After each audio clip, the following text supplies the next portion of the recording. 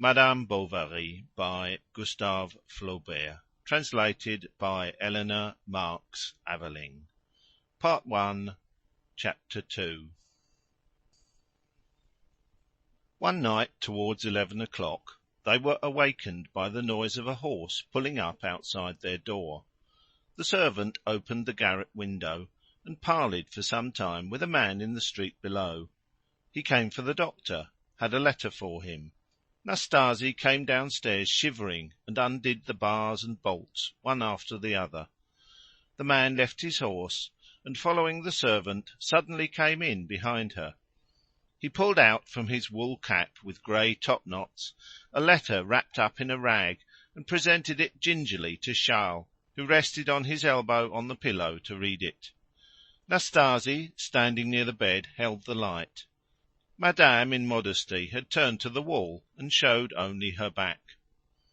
This letter, sealed with a small seal in blue wax, begged Monsieur Bovary to come immediately to the farm of the Bertaux to set a broken leg. Now from Tostes to the Bertaux was a good 18 miles across country by way of Longueville and Saint-Victor. It was a dark night. Madame Bovary junior was afraid of accidents for her husband. So it was decided the stable-boy should go on first. Charles would start 3 hours later, when the moon rose. A boy was to be sent to meet him, and show him the way to the farm, and open the gates for him.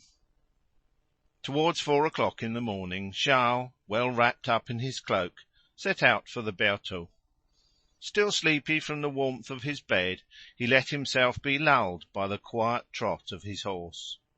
When it stopped of its own accord in front of those holes surrounded with thorns that are dug on the margin of furrows, Charles awoke with a start, suddenly remembered the broken leg, and tried to call to mind all the fractures he knew. The rain had stopped, day was breaking, and on the branches of the leafless trees birds roosted motionless, their little feathers bristling in the cold morning wind. The flat country stretched as far as eye could see, and the tufts of trees round the farms at long intervals seemed like dark violet stains on the vast grey surface that on the horizon faded into the gloom of the sky. Charles from time to time opened his eyes, his mind grew weary, and sleep coming upon him, he soon fell into a doze, wherein, his recent sensations blending with memories, he became conscious of a double self, at once student and married man, lying in his bed as but now, and crossing the operation theatre as of old. The warm smell of poultices mingled in his brain with the fresh odour of dew. He heard the iron rings rattling along the curtain rods of the bed, and saw his wife sleeping. As he passed Vassonville, he came upon a boy sitting on the grass at the edge of a ditch. "Are you the doctor?" asked the child, and on Charles's answer he took his wooden shoes in his hands and ran on in front of him. The general practitioner, riding along, gathered from his guide's talk that Monsieur Rouault must be one of the well-to-do farmers. He had broken his leg the evening before on his way home from a Twelfth-night feast at a neighbour's. His wife had been dead for 2 years. There was with him only his daughter, who helped him to keep house. The ruts were becoming deeper. They were approaching the Bertaux. The little lad, slipping through a hole in the hedge, disappeared. Then he came back to the end of a courtyard to open the gate. The horse slipped on the wet grass. Charles had to stoop to pass under the branches. The watchdogs in their kennels barked, dragging at their chains. As he entered the Bertaux, the horse took fright and stumbled. It was a substantial-looking farm. In the stables, over the top of the open doors, one could see great cart-horses quietly feeding from new racks.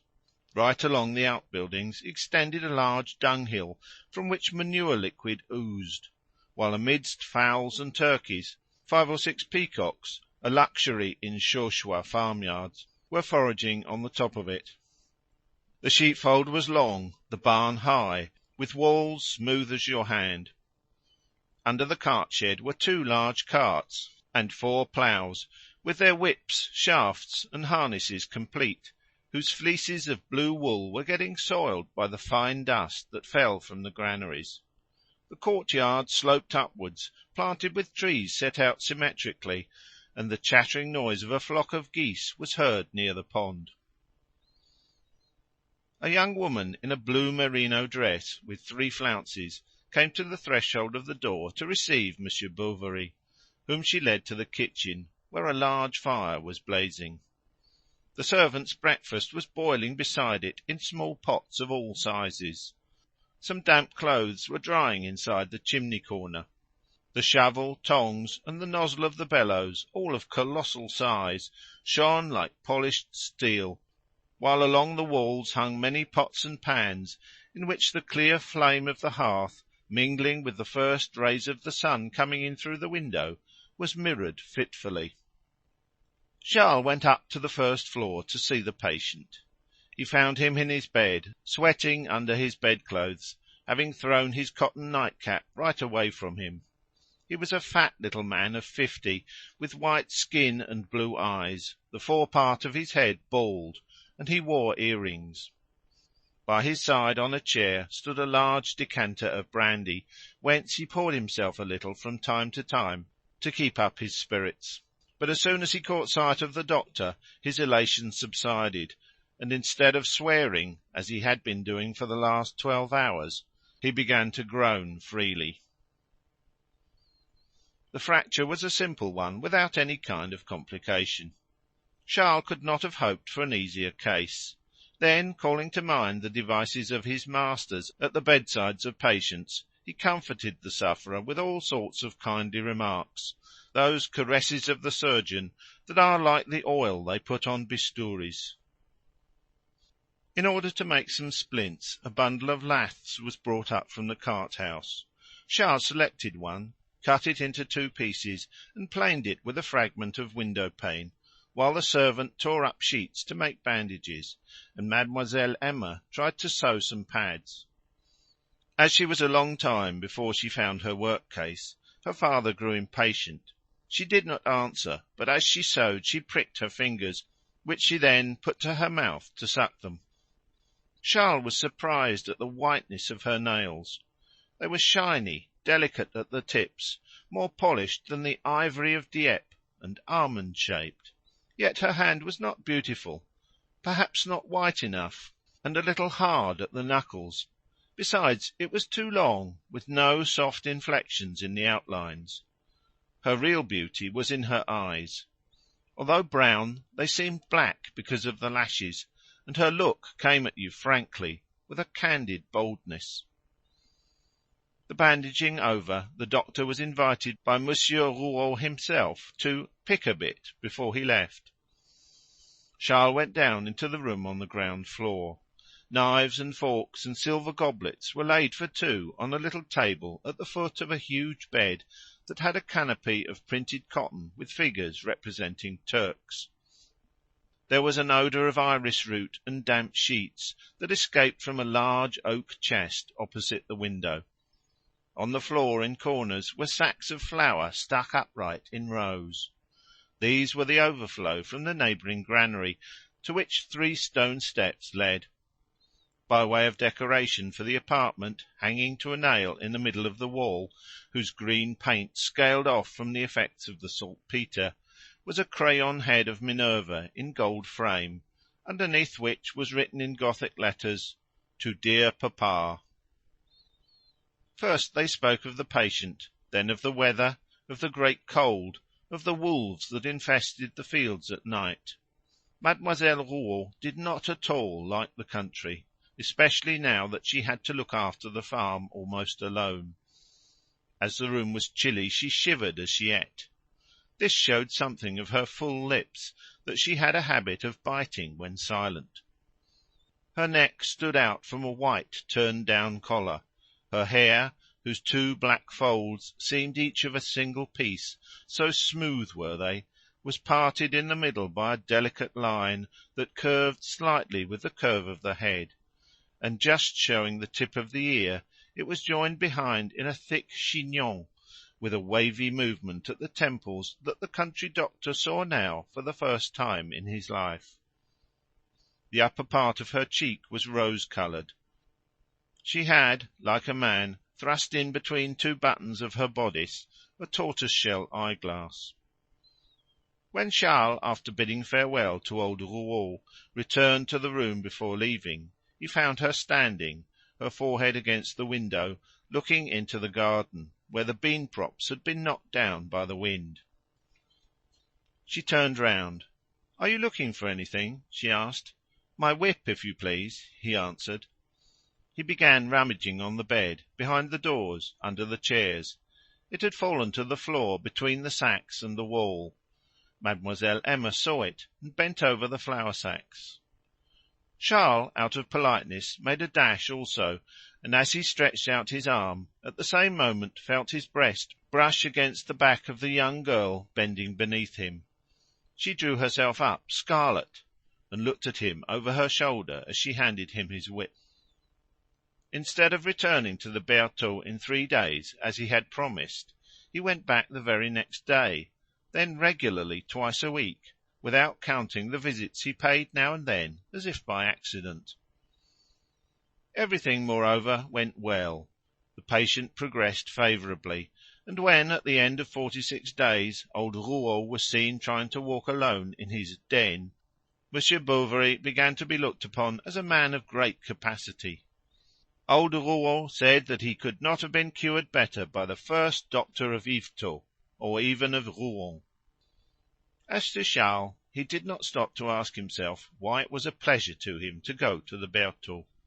Had he done so, he would no doubt have attributed his zeal to the importance of the case, or perhaps to the money he hoped to make by it. Was it for this, however, that his visits to the farm formed a delightful exception to the meagre occupations of his life? On these days he rose early, set off at a gallop, urging on his horse, then got down to wipe his boots in the grass and put on black gloves before entering. He liked going into the courtyard and noticing the gate turn against his shoulder, the cock crow on the wall, the lads run to meet him. He liked the granary and the stables. He liked old Rouault, who pressed his hand and called him his saviour. He liked the small wooden shoes of Mademoiselle Emma on the scoured flags of the kitchen. Her high heels made her a little taller, and when she walked in front of him, the wooden soles, springing up quickly, struck with a sharp sound against the leather of her boots. She always accompanied him to the first step of the stairs. When his horse had not yet been brought round, she stayed there. They had said good-bye. There was no more talking. The open air wrapped her round, playing with the soft down on the back of her neck, or blew to and fro on her hips the apron strings that fluttered like streamers. Once, during a thaw, the bark of the trees in the yard was oozing, the snow on the roofs of the outbuildings was melting. She stood on the threshold and went to fetch her sunshade, and opened it. The sunshade of silk of the colour of pigeons' breasts, through which the sun shone, lighted up with shifting hues the white skin of her face. She smiled under the tender warmth, and drops of water could be heard falling one by one on the stretched silk. During the first period of Charles's visits to the Bertaux, Madame Bovary junior never failed to inquire after the invalid, and she had even chosen in the book that she kept on a system of double entry a clean blank page for Monsieur Rouault. But when she heard he had a daughter, she began to make inquiries, and she learnt that Mademoiselle Rouault, brought up at the Ursuline convent, had received what is called a good education, and so knew dancing, geography, drawing, how to embroider, and play the piano. That was the last straw. So it is for this, she said to herself, that his face beams when he goes to see her, and that he puts on his new waistcoat at the risk of spoiling it with the rain. Ah, that woman, that woman! And she detested her instinctively. At first she solaced herself by allusions that Charles did not understand, then by casual observations that he let pass for fear of a storm. finally by open apostrophes to which he knew not what to answer. Why did he go back to the Bertaux, now that Monsieur Rouault was cured, and that these folks hadn't paid yet? Ah, it was because a young lady was there, someone who knew how to talk, to embroider, to be witty. That was what he cared about. He wanted town misses. And she went on. The daughter of old Rouault a town miss? Get out! Their grandfather was a shepherd, and they have a cousin who was almost up at the assizes for a nasty blow in a quarrel. It is not worth while making such a fuss, or showing herself at church on Sundays in a silk gown like a countess. Besides, the poor old chap, if it hadn't been for the Causa last year, would have had much ado to pay up his arrears. For very weariness, Charles left off going to the Bertaux. Eloise made him swear, his hand on the prayer-book, that he would go there no more, after much sobbing and many kisses, in a great outburst of love. He obeyed then, but the strength of his desire protested against the servility of his conduct, and he thought, with a kind of naive hypocrisy, that his interdict to see her gave him a sort of right to love her. And then the widow was thin, she had long teeth, wore in all weathers a little black shawl, the edge of which hung down between her shoulder-blades. Her bony figure was sheathed in her clothes as if they were a scabbard. They were too short, and displayed her ankles with the laces of her large boots crossed over grey stockings. Charles's mother came to see them from time to time, but after a few days the daughter-in-law seemed to put her own edge on her, and then, like two knives, they scarified him with their reflections and observations. It was wrong of him to eat so much. Why did he always offer a glass of something to every one who came? What obstinacy not to wear flannels! In the spring it came about that a notary at Ingouville, the holder of the widow Dubuc's property, one fine day went off, taking with him all the money in his office. Eloise, it is true, still possessed, besides a share in a boat valued at 6,000 francs, her house in the Rue Saint-François, and yet, with all this fortune that had been so trumpeted abroad, nothing, excepting perhaps a little furniture and a few clothes, had appeared in the household. The matter had to be gone into. The house at Dieppe was found to be eaten up with mortgages to its foundations. What she had placed with the notary God only knew, and her share in the boat did not exceed 1,000 crowns. She had lied, the good lady. In his exasperation, Monsieur Bovary the elder, smashing a chair on the flags, accused his wife of having caused misfortune to the son by harnessing him to such a harridan, whose harness wasn't worth her hide. They came to Tostes. Explanations followed. There were scenes. Eloise, in tears, throwing her arms about her husband, implored him to defend her from his parents. Charles tried to speak up for her.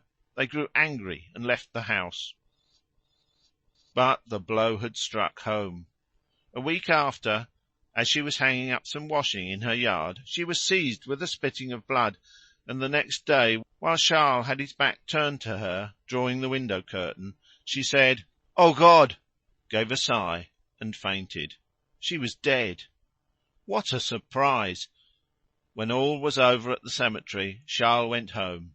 He found no one downstairs. He went up to the first floor to their room, saw her dress still hanging at the foot of the alcove. Then, leaning against the writing-table, he stayed until the evening, buried in sorrowful reverie. She had loved him after all. End of Part 1, Chapter 2.